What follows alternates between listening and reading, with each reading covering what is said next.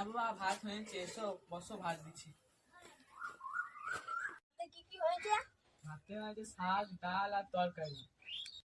কি রে তোর ছোট ভাই অকুমার ঢেকি কোথায় গেল? ঘুমাচ্ছে এখন।